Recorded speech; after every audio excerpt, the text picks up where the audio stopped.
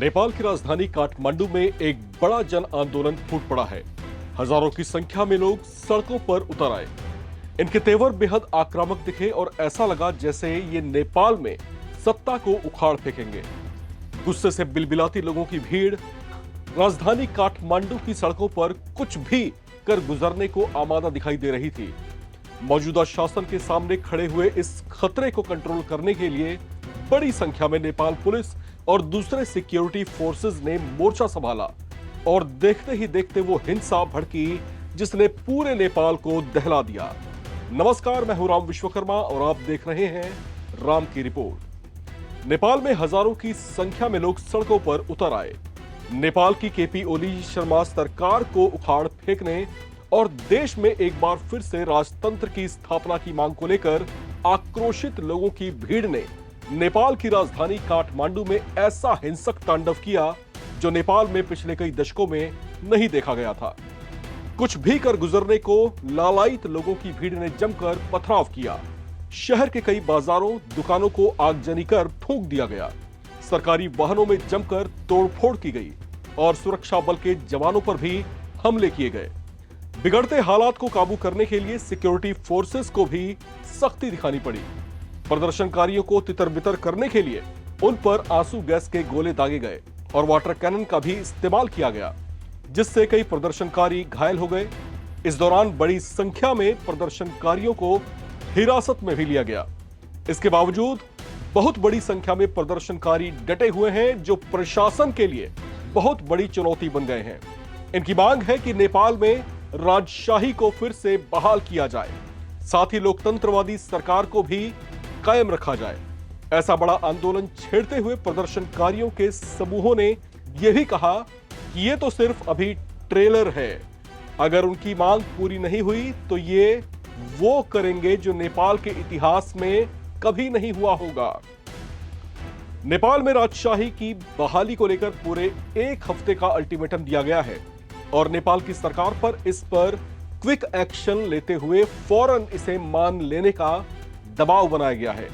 नेपाल की joint people's movement committee के नेतृत्व में यह आंदोलन शुरू हुआ है, जिसके प्रमुख एजेंडों में संवैधानिक राज संस्था की पुनर्स्थापना, सनातन हिंदू राष्ट्र की स्थापना, संघीयता की समाप्ति, भ्रष्टाचार पर नियंत्रण और सुशासन की स्थापना शामिल है।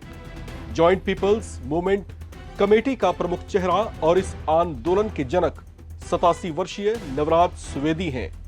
नवराज सुवेदी त्रिभुवन विश्वविद्यालय छात्र संघ के पहले अध्यक्ष रहे हैं और तब से सक्रिय राजनीति में भी हैं। वे पंचायत व्यवस्था के शुरुआती दिनों से ही सक्रिय रहे और नेपाल की पूर्व सूर्य बहादुर थापा सरकार में पंचायत और स्वास्थ्य मंत्री भी रहे हैं। उन्हें राष्ट्रीय स्तर का सम्मान भी मिल चुका है, जिसमें शुभराज्याभिषेक पदक और गोरखा दक्षिण बहुप्रथम जैसे पदक शामिल हैं। नेपाल में राजशाही बहाली का आंदोलन छेड़ने वाली जॉइंट पीपल्स मूवमेंट कमेटी में नवराज सुवेदी के अलावा राजा ज्ञानेंद्र के शासन में गृह मंत्री रहे कमल थापा, राष्ट्रवादी छवि वाले पूर्व शिक्षा मंत्री केशव बहादुर बिष्ट और पूर्व राजा ज्ञानेंद्र के करीबी और बड़े उद्यमी दुर्गा प्रसाई, प्रख्यात अर्थशास्त्री डॉक्टर प्रकाश चंद्र लोहनी जैसे कई बड़े और प्रबुद्ध चेहरे इस कमेटी के सदस्य हैं, जिनके आह्वान पर इस आंदोलन का बिगुल बजाया गया है। नेपाल में राजशाही की वापसी की मांग को लेकर राजशाही वादियों की हजारों की भीड़ लगातार नारे लगाते हुए आगे बढ़ती रही। वे नेपाली भाषा में नारे लगा रहे थे कि राजा और देश बचाओ, यानी देश को बचाने के लिए राजा आए। इसके अलावा वे मौजूदा सरकार के खिलाफ भी नारे लगाते रहे।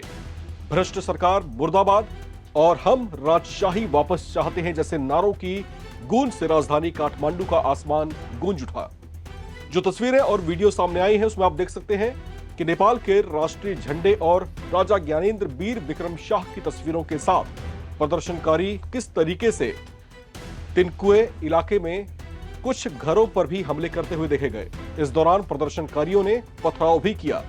यहां पर पुलिस ने प्रदर्शन कर रहे लोगों को रोकने के लिए बैरिकेडिंग की थी, हालांकि प्रदर्शनकारियों की भीड़ उसे भी पार कर गई। इस आंदोलन के मुख्य चेहरे नवराज सुवेदी ने कहा कि हम सरकार और सभी गणतंत्र समर्थक दलों को एक हफ्ते का मोहलत देते हैं। हम अपनी मांगे शांतिपूर्ण तरीके से रख रहे हैं। अगर हमें सकारात्मक जवाब नहीं मिलता तो हमें प्रदर्शन तेज करने के लिए मजबूर होना पड़ेगा। हमारा आंदोलन तब तक जारी रहेगा जब तक कि हमारा लक्ष्य पूरा नहीं हो जाता। आपको बताते चलें कि नेपाल के राजनीतिक दलों ने संसद की घोषणा के जरिए साल 2008 में नेपाल की 240 साल पुरानी राजशाही को समाप्त किया था और हिंदू साम्राज्य रहे नेपाल को एक धर्मनिरपेक्ष, संघीय और लोकतांत्रिक गणराज्य में बदल दिया था। इसके बैकग्राउंडर को भी हम थोड़ा सा समझ लेते हैं। दरअसल नेपाल में राजशाही के दौर में कुछ लेफ्टिस्ट नेताओं की आंखों में वो व्यवस्था खटक रही थी और उन्हीं की ओर से ये मांग बार बार उठाई जा रही थी कि नेपाल को राजशाही से मुक्त कराया जाना चाहिए। साल 2001 तक भ्रष्टाचार, भाई भतीजावाद और माओवादी विद्रोह के चलते आर्थिक और राजनीतिक स्थिति आगे बढ़ी, जो माओवादी विद्रोहियों और नेपाल सरकार के बीच गृह युद्ध जैसे हालात में बदल गई। नेपाली शाही परिवार की हत्या के बाद राजा ज्ञानेंद्र ने सरकार का नियंत्रण अपने हाथ में ले लिया था और 2006 तक शासन भी किया था। हालांकि माओवादियों के साथ 7 नेपाली पार्टियों के गठबंधन नेतृत्व में शुरू हुए बड़े आंदोलन के दबाव में राजा ज्ञानेंद्र को इस्तीफा देना पड़ा था और संसद को बहाल करना पड़ा था। इस तरह से नेपाल में राजशाही का अंत हो गया था और नेपाल एक संघीय लोकतांत्रिक गणराज्य घोषित कर दिया था।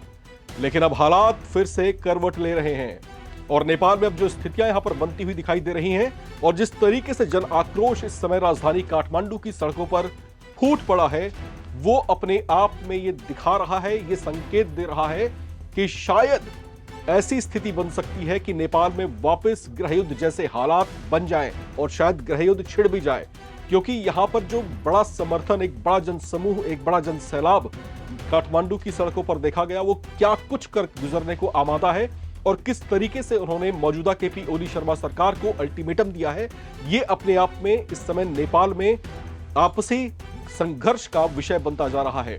एक हफ्ते की मोहलत दी गई है। क्या केपी ओली शर्मा सरकार झुकेगी? क्या इनकी मांगों पर गौर किया जाएगा? क्या उनकी मांगे पूरी कर दी जाएंगी? ये अपने आप में एक बड़ा प्रश्न है और बड़ा प्रश्न ये भी कि क्या सत्ता पर काबिज केपी शर्मा ओली अपना पद त्याग देंगे, जैसा कि अतीत में राजा ज्ञानेंद्र ने दबाव में किया था? अगर ऐसा नहीं होता तो यह संघर्ष कौन सा मोड़ ले सकता है, यह भी इस समय बड़ी चर्चाओं का विषय बना हुआ है। फिलहाल नेपाल में जो हालात हैं वो बेहद तनावपूर्ण दिख रहे हैं और दूसरी महत्वपूर्ण बात यह कि नेपाल में राजशाही जो है 250 साल पुरानी रही है वहां पर, जो कि 2006-7 के दौर में खत्म हो गई थी। लेकिन जो आम नेपाली लोग हैं उनके मन में अभी भी राज परिवार को लेकर के सहानुभूति बरकरार है और राज परिवार के प्रति उनका जो समर्पण भाव है वो भी कई मौकों पर उभर करके सामने आता रहा है। तो इस बार जो जन आंदोलन फूटा है, क्या इस बार कोई बड़ा परिवर्तन करने वाला है? बहरहाल सब कुछ अतीत में है, सब कुछ भविष्य के दायरे में सिमटा हुआ है। क्या कुछ होता है वो तमाम अपडेट्स लेकर के आपके सामने हम हाजिर होते रहेंगे। फिलहाल मुझे यानी राम विश्वकर्मा, मेरे सहयोगी कैमरा पर्सन रोहित को दीजिए इजाजत। नमस्कार।